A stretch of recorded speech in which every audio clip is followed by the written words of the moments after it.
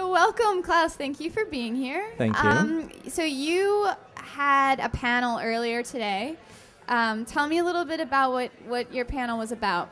Well, I was at the panel for film composition, and I think there's a lot of songwriters, a lot of writers here at ASCAP, and I understand they all, many of them might be interested in how to break into film. And I was probably supposed to say how this works. If there was only one way of doing it, I would have told you. Well, you actually went from being a performer to being a film composer. So what was your path into film composing? I actually started with film more than with music. I have to say, I had this Super 8 camera when I was 10, and I filmed my neighbor and did all that before I had my first keyboard or so. But so my love was always film and then music. So I think it came together. Okay, that's very interesting. So tell me about the first film that you ever worked on. How did it come about?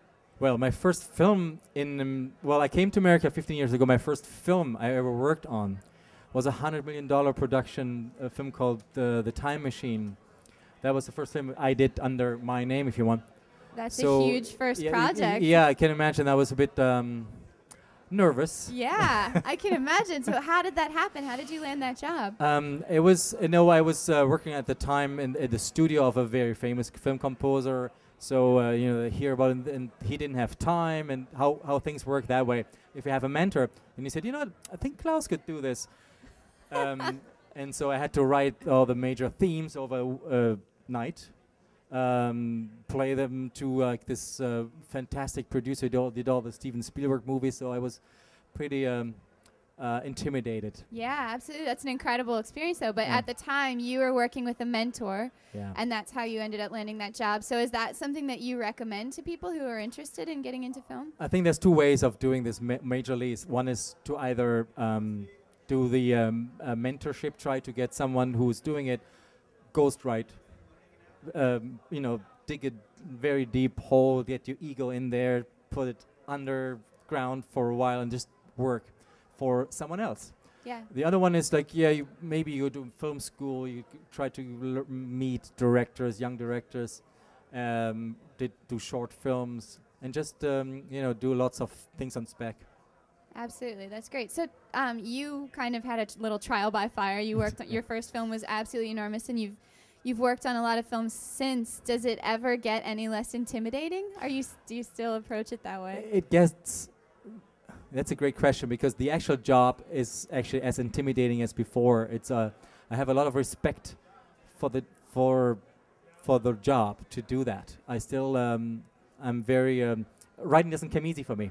It's really a big like one writer, like a script writer once told me, what you do is you put yourself with gasoline all over yourself, and then you burn yourself, and then you start feeling it. And you have to you have to suffer. You have to torture yourself a little bit first. Wow. It's not like, you pull up your guitar and, I think I have a great idea, and you play that. Sometimes it works that way, but it's a bit deeper often. That's interesting. So when you're about to start a new film, where do you start? How do you get inspired? I try to go behind what's on the screen. It's always about what's the story, what are the characters, because I think my responsibility is to make you feel for the character. And not score what you see, because you see that anyway. Yeah. Sometimes you have to do all that too, but I think it's a big difference maybe between writing songs free and writing songs or writing scores for a film. Is that you have to service something. You have to create an emotion. You have to support something.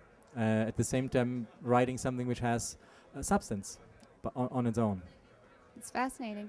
So we were actually having a conversation over there, and I want to get you to talk about this a little bit more, about your experience. You're a new ASCAP member. You were a GAMA member for a long time. Tell me, what's your impression of ASCAP so far?